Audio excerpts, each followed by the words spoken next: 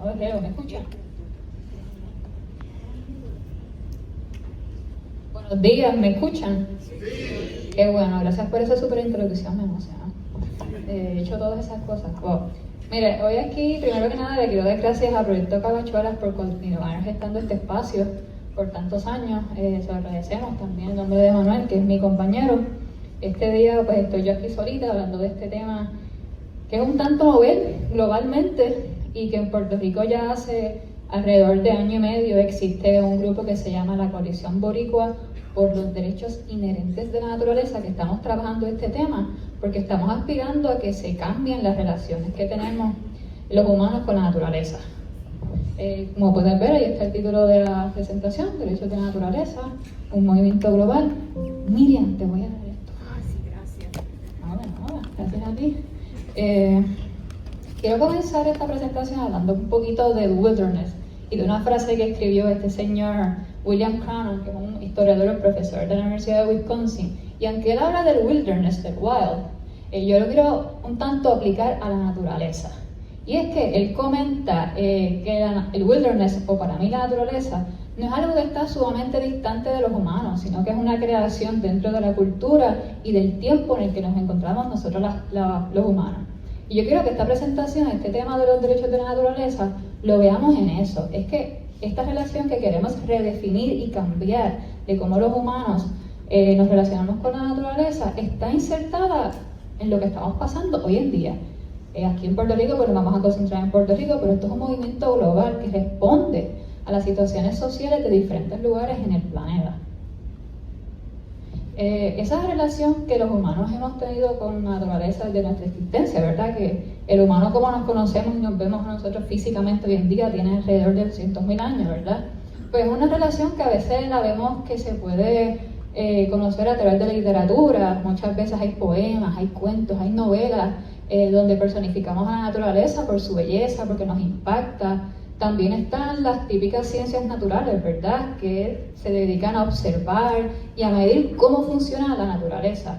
Dentro de un punto de vista de la economía tradicional, ¿verdad?, porque hoy en día hay muchas maneras de cómo se puede entender la economía, la naturaleza se ve como que está insertada en los medios de producción y en el mercado y como que una explotación incesante.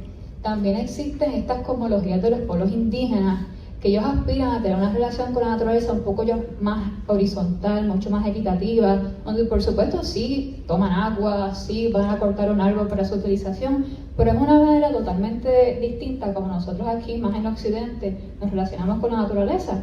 Y por supuesto pues está el derecho, que esta presentación de hoy va a hablar mucho del tema de derechos, y entre todos los elementos que puede tocar el derecho con la naturaleza, el derecho también en muchas ocasiones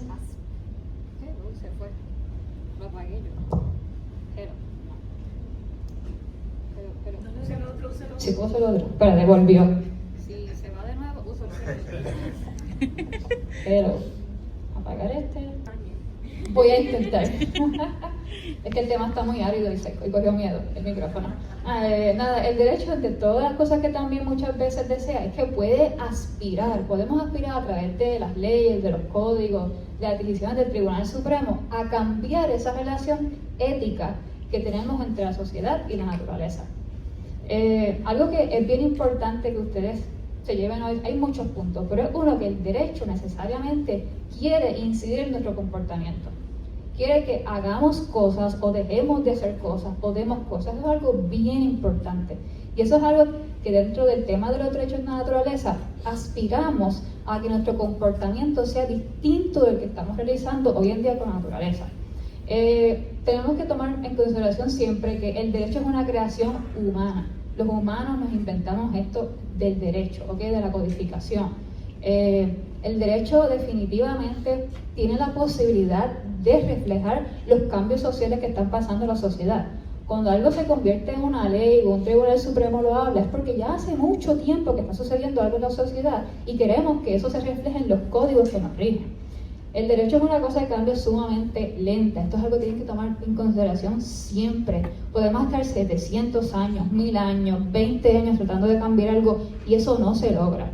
En el 2020 ocurrió esta pandemia, ¿verdad?, a nivel global, que se le dice así coloquialmente, Y esa pandemia sí realmente fue un momento coyuntural que hizo, por ejemplo, que las relaciones sobre lo patronal cambiaran. Hay algunos trabajos que hoy en día la gente las hace de su casa, en masa. Eso no se pensaba quizás tanto antes del 2020. Sí había personas que trabajaban desde su casa, pero ahora eso cambió drásticamente. Pero eso fue un momento verdaderamente coyuntural que implicó que el derecho se acelerara.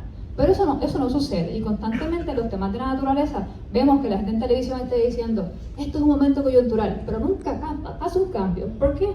Porque es sumamente lento. Y por supuesto, pues claro que el derecho nos puede ayudar a revisar y a repensar estas relaciones que tenemos con la naturaleza, y se puede lograr.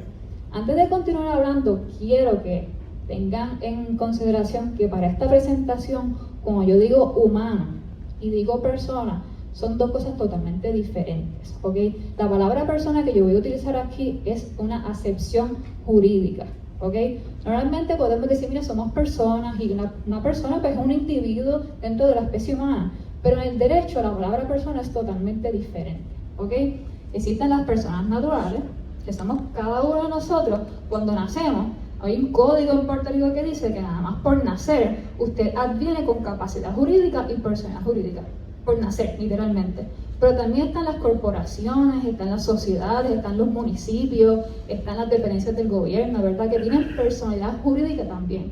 ¿Y qué implica eso? Usted como persona natural o como persona jurídica, usted tiene derechos y obligaciones.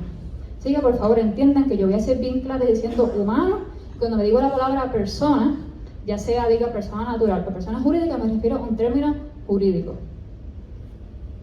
Actualmente hay como que estos tres paradigmas que son los que definen las relaciones entre los humanos y la naturaleza: el antropocentrismo, el biocentrismo y el logocentrismo. El antropocentrismo es lo que rige literalmente en la mayoría de los lugares del occidente y del planeta. Dentro del antropocentrismo se ve que el humano está totalmente por encima de la naturaleza. Se basa en unas perspectivas del utilitarismo clásico, que es que me hace feliz a mí como individuo. Es una concepción patriarcal, es capitalista, es colonialista, donde el ser humano está totalmente separado de la naturaleza y es el centro de todo. Punto. Es un dominio total. La naturaleza en el antropocentrismo se ve como un objeto. Yo estoy aquí y ella está ese objeto que yo puedo malear y puedo dominar como yo desee. Y sí, dentro del antropocentrismo se puede preservar la naturaleza. Decir que no, pues realmente estaré totalmente equivocado. Claro que se puede preservar, simplemente que los fines son para el puro beneficio del humano y no se toma en consideración el ente natural necesariamente. El biocentrismo, podemos comentar que es como quizás esta versión light, un tanto más moderada del antropocentrismo, es mucho más del siglo XX. Todo esto de desarrollo sostenible y uso sostenible está dentro del biocentrismo. Y sí, se pretende también conservar y proteger la naturaleza un tanto más, no quizás para el presente inmediato, sino para las generaciones futuras. Se piensa más que la conservación de la naturaleza es una cuestión entre países, ¿verdad? Entre municipios. Para dar un ejemplo, pues es como que si queremos proteger el río Tanamá, pues proteger unas juntas está chévere, pero el río Tanamá discurre por un montón de municipios, ¿verdad? Si queremos proteger ciertas cadenas de montañas como el Appalachian Trail allá en Estados Unidos, pues eso son un montón de estados, ¿verdad? Sabemos que en Europa lo más que hay son cadenas de montaña que pasan por diferentes países. Así que el biocentrismo entiende que es como que, mira, esto tiene que ser una cuestión internacional entre varios países. Y está el ecocentrismo, que es una visión también del siglo XX, un poco más reciente, un poco más moderna, donde los objetos, donde la naturaleza no se ve como un objeto en lo absoluto. Y eso es un cambio totalmente drástico con las otras visiones que estamos aquí comentando. Las relaciones que se aspiran son un poco más horizontales entre la naturaleza y los humanos. No hay una jerarquía de dominio en lo absoluto. Y el término de derechos de naturaleza que yo le quiero presentar a ustedes se va a enmarcar en el ecocentrismo. Ya que, como les comenté, uno puede hablar de derechos de la naturaleza desde un punto de vista antropocéntrico, biocéntrico o ecocéntrico. Pero yo les he comentado aquí a ustedes que el derecho también aspira a cambiar nuestro comportamiento. Y el ecocentrismo aspira a que literalmente entendamos que no podemos dominar la naturaleza como lo hacemos. O sea que si promocionamos el ecocentrismo, las personas que nazcan quizás en 20 o 25 años van a nacer en una sociedad donde tú no ves a la naturaleza como algo que tú puedas dominar. Así que por eso es que yo quiero insertar el origen de la naturaleza en el ecocentrismo, aunque jurídicamente en muchos lugares en el mundo literalmente se hacen leyes donde se le dan derechos a la naturaleza o hay decisiones de los tribunales basados en conceptos antropocentristas o biocentristas. Esto no cambió, vamos a ver por acá. Ok, seguimos un tanto con este tema que para mí es divertido, ¿verdad? Porque me encanta, pero un poquito árido para personas que no sepan tanto de derecho. Si queremos cambiar nuestro comportamiento, si queremos lograr que mañana se cambie el comportamiento, que la gente piense totalmente diferente from scratch, y queremos que los derechos de la naturaleza tengan una mejor posibilidad para que sean codificados en algún momento a través de las leyes o una agencia administrativa, yo entiendo que un marco jurídico que debemos utilizar es el legalismo, el legal pluralism, es el pluralismo jurídico. El pluralismo jurídico tiene grandes críticas, ¿okay? No es la única manera ni no es el único marco teórico que puede utilizar, pero el legal pluralism es precisamente bastante inclusivo. ¿Y qué es eso? ¿Verdad? Suena como que un poquito raro. Es decir y pensar que en un mismo lugar, en una misma comunidad, hay diferentes maneras de atender un asunto, hay diferentes visiones de atender algo, ¿ok? Y esas visiones pueden existir y coexistir y se pueden tomar en consideración al momento que queramos realizar alguna norma o que estemos argumentando frente a un tribunal. El pluralismo jurídico también aspira a traer todas estas visiones y saberes y conocimientos que se quedan fuera de las leyes. Cuando se hace una ley, eso se conoce como derecho positivo y es como que hasta aquí llegó, se metieron estas visiones aquí y se acabó. Y por lo general, todas las visiones que no están dentro del pluralismo jurídico son nociones más capitalistas, colonialistas y de extracción. Y los derechos de la naturaleza, aunque sí se pueden dar dentro de las visiones antropocéntricas y biocéntricas, son bastante difíciles dentro de su aplicación si los hacemos desde esos puntos de vista que son antropocéntricos o biocéntricos. Y es muy importante que aquí hablemos que dentro del pluralismo legal se traen unos saberes que yo quiero adaptarlos un tanto a Puerto Rico, nuestra cuenca caribeña. Son los saberes de afrodescendientes, los saberes jíbaros, los saberes indígenas, campesinos y los saberes de las personas de la espeleología. Y esto lo incluyo yo, que soy espeleóloga y estamos en un simposio de espeleología y nosotros los espeleólogos tenemos un montón de conocimientos que es sumamente importante cuando queremos en algún momento codificar algo que tenga que ver con las cuevas del Carso. También el legalismo plural da paso a que los saberes de las ciencias naturales también sean codificados. ¿Por qué? Porque las ciencias naturales comprenden también una normativa muy específica de los ciclos de la naturaleza, ¿ok? Y dentro de toda esta construcción y narrativa que queremos hacer de los derechos de la naturaleza, es muy importante conjugar los saberes jíbaros, espeleológicos, afrodescendientes o campesinos con las ciencias naturales. Continuamos. Bueno, vamos a llegar aquí a hablar un poquito brevemente sobre la historia del término derechos de la naturaleza. Podemos decir que los derechos de la naturaleza tienen como que dos raíces. Por un lado están todas estas visiones ancestrales que, como digo, que los humanos llevamos teniendo en esta relación con la naturaleza desde que somos humanos, Homo sapiens sapiens, ¿verdad? De ahí puede prevenir porque hemos tenido una relación muy específica con la naturaleza y también las prácticas de los pueblos indígenas. Y quiero decir que el término pueblos indígenas es un término jurídico también. En el 1120 las personas que ocupaban América no se llamaban pueblos indígenas. Son términos que son del derecho internacional, mucho más del siglo XX, y que englomeramos a todos esos pueblos originarios hoy en día en ese término de pueblos indígenas. Y por ahí viene una raíz de dónde puede surgir esta narrativa de los derechos de la naturaleza, pero desde un punto de vista mucho más moderno y mucho más reciente.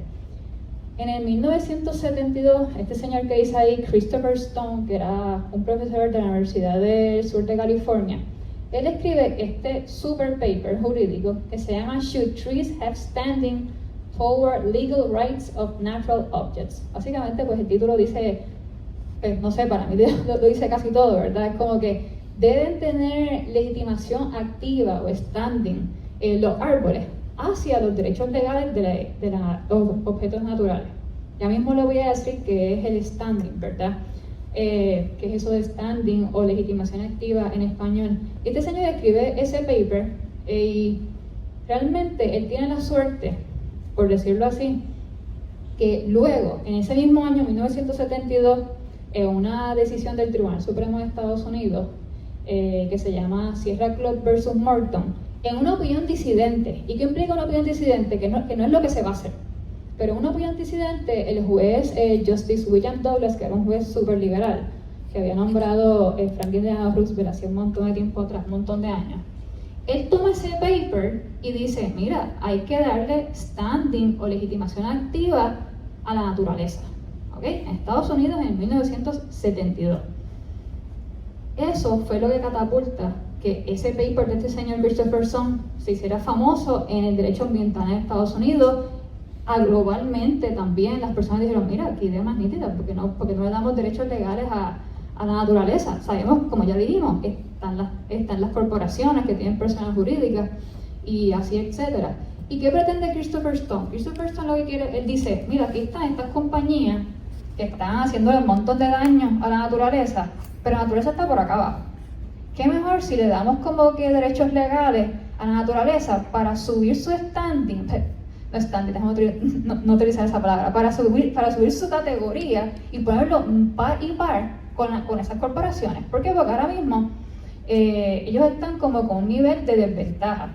Y este tema es un poquito complicado porque hoy en día el derecho ambiental se basa más en el daño que se nos hace a nosotros los humanos. ¿Ok? Si tú contaminas un cuerpo de agua, tú te bebiste el agua, te hizo un daño, pues tú vas a un tribunal. Por lo general, sí también hay leyes a nivel federal y Puerto Rico que tú no puedes dañar el agua. Pero lo más que se habla es el daño que se le hace a los humanos. Y estas personas ya están pensando en cuestión del daño que se le hace a la naturaleza. Otro detalle bien importante que hay que decir en estos momentos es que durante la década de 1970 en Estados Unidos se desarrolla un montón de legislación a nivel federal para el ambiente. Se hicieron alrededor de 12 leyes que tocan diferentes temas. Por ejemplo, en 1970 la EPA se inaugura, se funda en ese año. Y luego de la EPA, que se hace esa ley a 1970, literalmente se hace un montón de leyes a nivel federal para que la EPA tenga trabajo. Se hace la agencia, entonces pues tú haces un montón de leyes que protegen, you name it. Aquí tenía una lista, pasa que no puedo literalmente bajar esto aquí. Aquí ya, puedo, lo logré. Se hace el Clean Air Act en el 70, Clean Water Act en el 72, Endangered Species Act en el 73.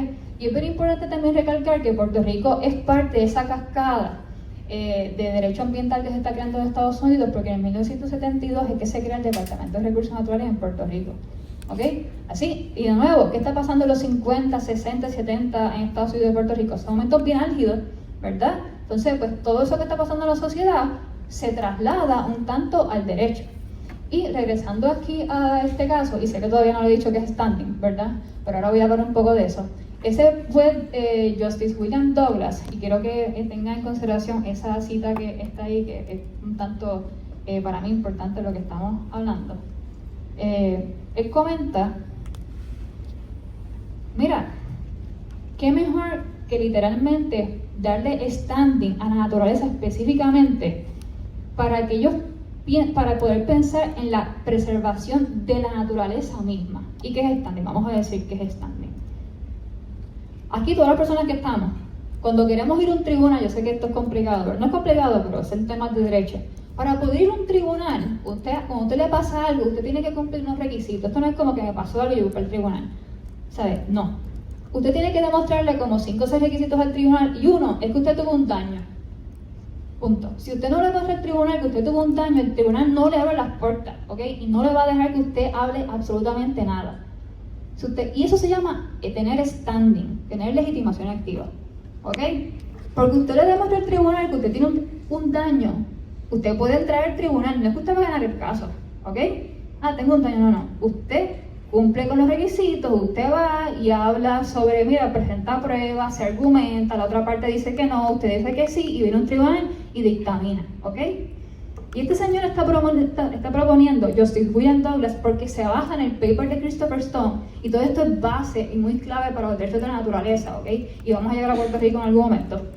Es que, mira, vamos a pensar en el daño que se le hace a la naturaleza per se, ¿ok? No el daño que le estamos haciendo a nosotros los humanos, ¿ok? Así que él está hablando de eso, como pueden ver, él habla de objetos en el ambiente, como se utiliza la palabra objeto, es sumamente antropocentrista, pero él está hablando de la propia preservación de la naturaleza, y eso es un elemento ecocentrista. Por supuesto, tanto el paper de Stone como la opinión disidente de Justice William Douglas no tienen nada que ver con el ecocentrismo, pero uno puede ver ciertas pinceladas.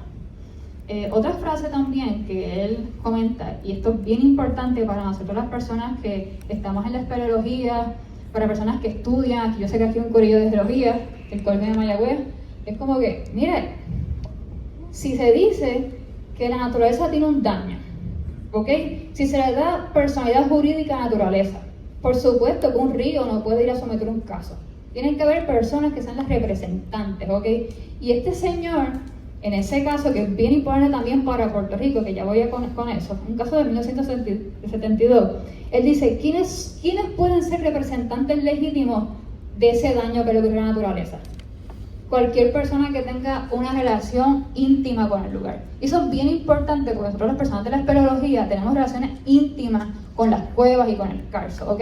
También los estudiantes de geología, gente de biología o cualquier persona, porque este señor, este juez, él dice, mira, simplemente una persona que va a un sitio a estar mirando la naturaleza ya tiene es legítimo para hablar de ese lugar si se le va a hacer un daño. Y eso es bien importante. Y él dice eso, ¿para qué? Para que sea más amplio de quién puede ir a un tribunal a decir, mira, están haciendo este daño a la naturaleza. Si hacemos como que un super fast forward y llegamos a Puerto Rico, este caso es de 1972. Y de nuevo, en temas de derecho. Esto que le digo a ustedes de la legitimación activa, el daño que uno tiene que probar, esto es a nivel federal. Pero lo que dice a nivel federal no aplica a Puerto Rico. No aplica a los estados. Puerto Rico decide cómo es que se aplica el standing. Esto es bien importante, ¿ok? Puerto Rico, las Islas Vírgenes Americanas, Nueva York, los estados individuales no siguen esta doctrina porque no es obligatoria. Eso cada estado y cada territorio dice cómo va a ser. Pero en Puerto Rico, en el 2010, el Tribunal Supremo de Puerto Rico cogió este caso de 1972, lo cita casi completo y le cierra las puertas a muchas personas en Puerto Rico para poder presentar casos en casos de interés público con respecto al derecho ambiental. ¡Pum! Se cerró. Puerto Rico antes del 2010, Héctor, hablamos ahorita, no te preocupes. Antes del 2010 Puerto Rico tenía una política bastante abierta, ¿ok? Tú podías presentar, tú como un tercero, ¿ok? Como un tercero decía, mira, va a ocurrir este daño, se veía totalmente distinto, ¿ok? Pero esto cambió en el 2010. Y de nuevo, regresamos. El cuatrenio pasado, ¿ok? Y vamos, todo esto se va a amarrar con los derechos de la naturaleza. El cuatrenio pasado en Puerto Rico se intentó hacer una ley que se aprobó en la Cámara y el Senado que se llama la Ley de Legitimación Activa Ambiental, donde se le prohibía que a cada persona de las que estamos aquí, personas naturales como personas jurídicas, literalmente, podíamos ir a un tribunal en cuestiones de asuntos ambientales, ecológicos y conservación. ¿Y para qué se intentó hacer ese proyecto de ley? ¿Okay? Que se aprobó por la Cámara y el Senado, pero el gobernador no lo firmó. Para romper este caso que vino el Tribunal Supremo en el 2010 y básicamente lo citó y casi fue un copy-paste, ¿ok? Así que hoy en día en Puerto Rico es sumamente difícil, ¿ok? Que nosotros hablemos tanto en nombre de la naturaleza, y quiero decir, el caso del 2010 se llama Surfrider Foundation versus ARPE. Y dentro de las personas que estaban ahí diciendo, mira, yo tengo un daño, había una persona, no Surfrider como una institución, ¿ok? Una persona dijo, mira, si hacen este complejo de vivienda, yo me voy a quedar más tiempo sin agua porque la persona ya tiene un daño. Yo vivía en el área del Rincón, se quedaban a veces hasta 5 días sin agua. Él dice, mira, si hacen este complejo turístico, más problemas vamos a tener de agua. El tribunal le dijo, no, tu daño a esa persona que era parte dijo, no, tú no vas para ningún lado. ¿Okay? Así que ese es el estado de derecho actual que tenemos con respecto a los temas de la naturaleza. No derechos de la naturaleza, sino el derecho ambiental. pero no se asusten, siempre hay esperanza. Mira, esto es un mapa que yo conseguí. Ahora vamos a ir como después de ver todo esto.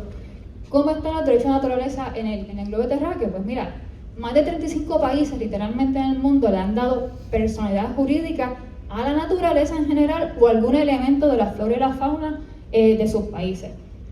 Estados Unidos, como que el país que más ha hecho ordenanza. Le sigue Ecuador, ¿verdad? Que es como que el super ejemplo en el mundo es Ecuador, está Colombia, como pueden ver ahí en el continente africano, en Sudamérica, en Europa, han decidido, mira, vamos a insertarnos en esto de los derechos de la naturaleza. Y quiero hacer un comentario aquí. En Estados Unidos, los derechos de la naturaleza, la gente lo ve como una cápite del derecho ambiental, ¿ok? Hay gente que propone, vamos a darle derechos a la naturaleza para mejorar el derecho ambiental. El resto del mundo no es así. Los derechos de la naturaleza se ven totalmente separados al derecho ambiental. Voy a hacer unos comentarios sobre algunos case studies que yo entiendo que son como que súper cardinales en el planeta. Y algunos porque pueden tener alguna relación como con Puerto Rico, porque estamos en la cuenca caribeña, o tenemos relaciones coloniales políticas y jurídicas como Estados Unidos, o relaciones coloniales como España, que nunca dejamos de mirarlo. Estados Unidos, como les dije, de ahí es que se conoce el concepto mucho más moderno de lo que son los derechos de la naturaleza. En el 2002, literalmente, fue donde por primera vez en el mundo se codificaron los derechos de la naturaleza, y fue que la nación navajo estaba como que codificando sus prácticas y costumbres que nunca habían estado escritos. Ellos mencionaron los derechos de la naturaleza, ¡pum!, lo pusieron ahí. Luego en el 2006, una comunidad que se llamaba Tamaco en Pensilvania, iba a haber un dragado, ellos estaban en contra del dragado que iba a ocurrir, y dijeron, mira, pues vamos a hacer una ley y decimos que la naturaleza tiene derechos. De nuevo, simplemente un quick mention. En Estados Unidos se han hecho, como decía el mapa, más de 150 ordenanzas a nivel municipal. Nada a nivel federal y nada a nivel de estado, ¿ok? Simplemente son, como dice la gente, muchos pequeños fueguitos en diferentes municipios a través de los 50 estados, no por supuesto en todos los 50 estados, en municipios que también son republicanos, ¿ok? Este tema de los derechos de la naturaleza no tiene nada que ver con eso. Ecuador también es un ejemplo como que muy importante porque se hizo una constitución, se le dio derecho a la naturaleza en general, literalmente a toda la naturaleza. Se basaron en preceptos que son preceptos de los pueblos indígenas, aunque sí han habido casos del Tribunal Supremo donde literalmente se le da por preceptos científicos de los siglos de la naturaleza, pero básicamente es más por los derechos, por toda esta nomenclatura indígena. En una semana va a haber un referéndum en Ecuador donde toda esa constitución se puede ir abajo, literalmente, porque ganó un gobierno de derecha y pues quieren cambiar la visión y pues qué mejor que empezar con la constitución. Nueva Zelanda es un caso también que es muy importante porque se hizo una ley para darle personalidad jurídica al río Wanganui, y es una ley que está bien específica. Y es muy importante tener leyes muy específicas cuando literalmente se le va a dar derechos a la naturaleza. Colombia es un caso de la cuenca caribeña también, donde se dio derechos a la naturaleza al río Trato por una corte constitucional. Literalmente no había por ningún sitio nada que hablara de los derechos de la naturaleza, pero ellos hicieron unas interpretaciones legales y lo lograron. Y también en esa decisión del Tribunal Supremo se le dan unas obligaciones del Estado muy específicas, y quiero seguir recalcando eso. Cuando se le da derechos a la naturaleza hay que ser bien específico con las obligaciones que se le va a dar al Estado o a una agencia del Estado. España lo traigo porque cuando se le dio personalidad jurídica a la laguna del Mar Muerto, no se utilizaron preceptos indígenas, se utilizaron preceptos de las ciencias naturales. La comunidad de Murcia no tiene pueblos indígenas, pero ellos utilizaron literalmente las ciencias naturales, el conocimiento que ellos tenían local para poder hacer esa justificación. Y en el 2025 se creó un reglamento para implementar esa ley. Sigo insistiendo con eso, lo importante que son crear reglamentos para que esa persona jurídica que tú le das a la naturaleza realmente tenga efectividad. Y Panamá, que es otro caso de la cuenca caribeña, se le dio derechos a toda la naturaleza, fue mediante una ley con obligaciones específicas al gobierno de Panamá, y también se está redactando hoy en día un reglamento para implementar esa personalidad jurídica. Cuando uno revisa todos esos casos, uno ve que lo más importante que se puede obtener de esos casos y otros casos en el mundo es el derecho intrínseco de la naturaleza a existir, a mantener y regenerar sus ciclos vitales, a ser restauradas si ocurre algún tipo de daño. Y esto es bien importante, que se le da la facultad a los individuos, a las comunidades o cualquier ente legal a que sean los representantes de esa naturaleza. Cualquier intento de ley que haya en Puerto Rico o en cualquier lugar en el mundo debe tener en consideración eso. En Puerto Rico, en mayo del 2023 y en mayo del 2024 se sometieron en respectivos momentos 2 leyes que atendían ese asunto. Y esto es lo que da paso a que estemos hablando aquí sobre los derechos de naturaleza en Puerto Rico. Yo voy a concentrar en la ley de mayo del 22 de mayo del 2023. Estos fueron proyectos de ley que nunca se sometieron a consideración, nunca bajaron a pleno, nunca se hicieron vistas en lo absoluto. El proyecto de ley de la imagen de su izquierda se llamaba la Carta de Derechos de los Bosques y el Carso y pretendía enmendar el artículo 217 del Código Civil de Puerto Rico para darle personalidad jurídica. ¿Y cuáles son los bosques? Bosques estatales, bosques de mangle, bosques auxiliares y del bosque modelo.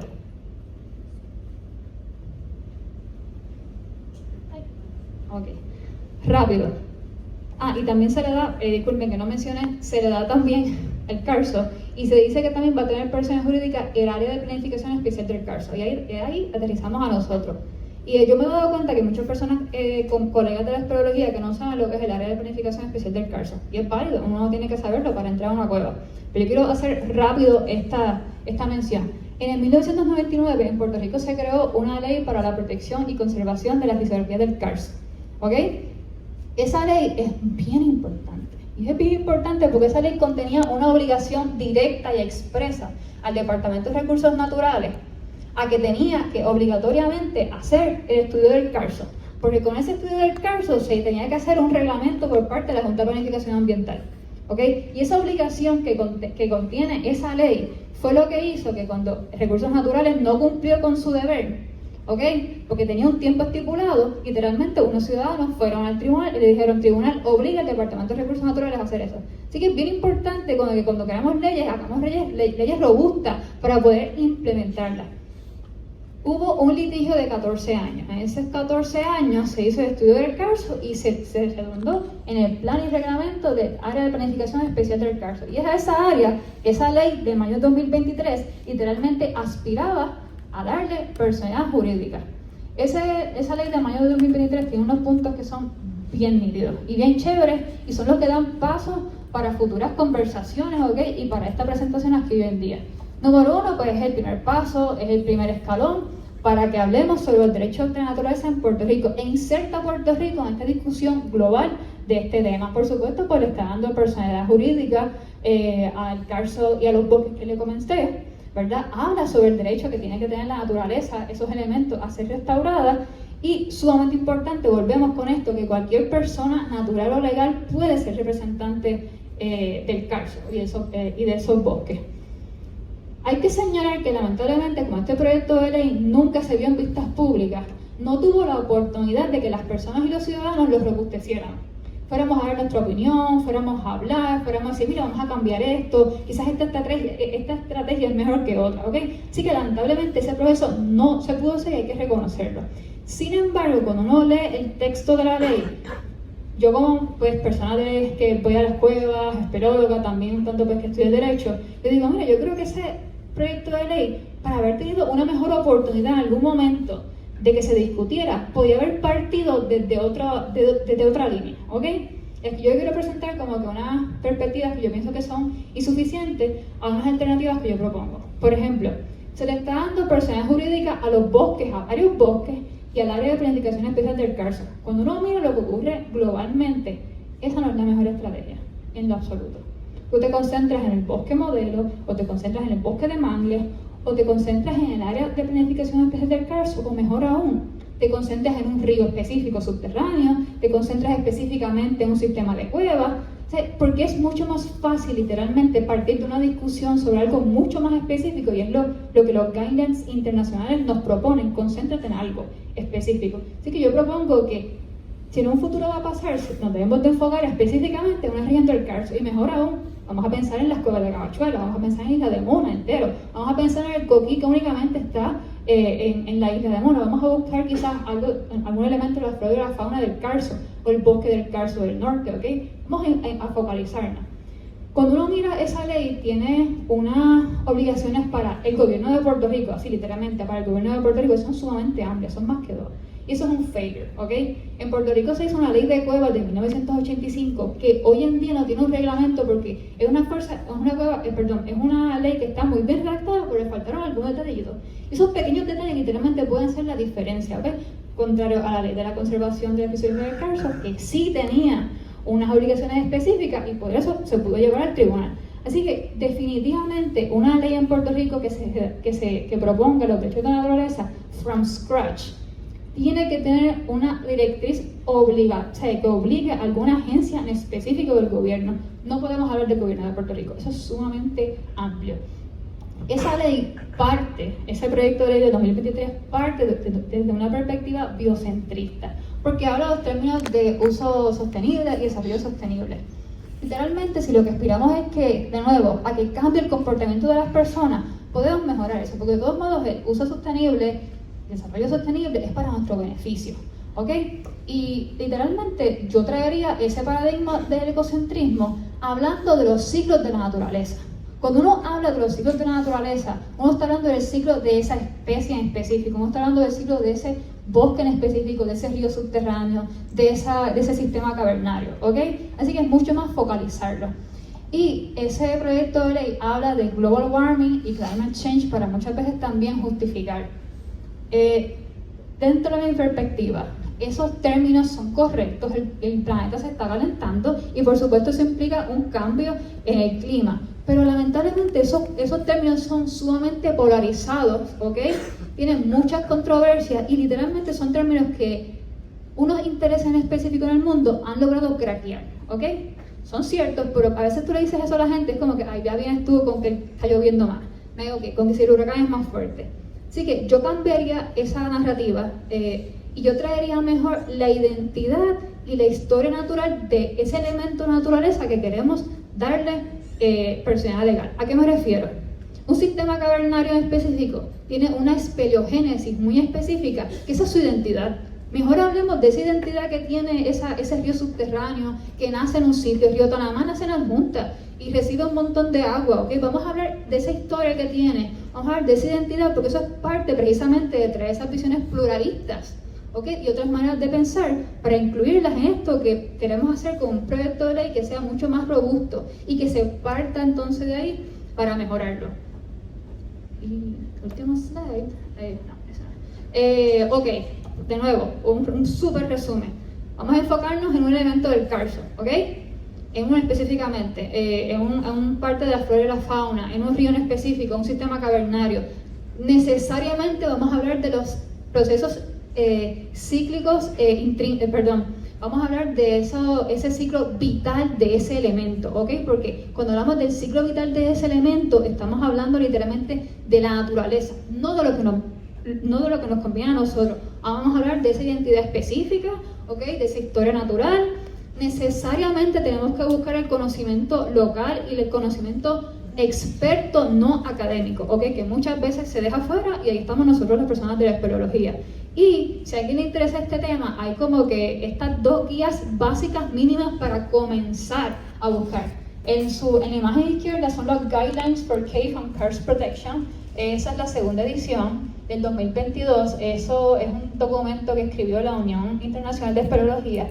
Y yo los invito a que los lean, porque ahí habla específicamente de los karst, del ciclo vital de los bosques en el Carso. Ahí habla del ciclo vital de la formación de una cueva. Ahí habla de los ciclos vitales literalmente de diversos elementos que componen el Carso. Inclusive habla de cómo esos ciclos vitales son diferentes en el trópico, ¿ok? Y en lugares que tenemos mogotes, ¿ok? Así que yo les invito a que si les interesa el tema, ahí pueden buscar los ciclos vitales de esos elementos del Carso. Y por supuesto, si quieren aterrizarlo a Puerto Rico, está el superdocumento, ¿verdad? Que es el Puerto Rican Karst Vital Resource, que está en español, está en inglés. Ambos documentos se consiguen por internet y uno puede aterrizar muchos de esos temas aquí a la isla.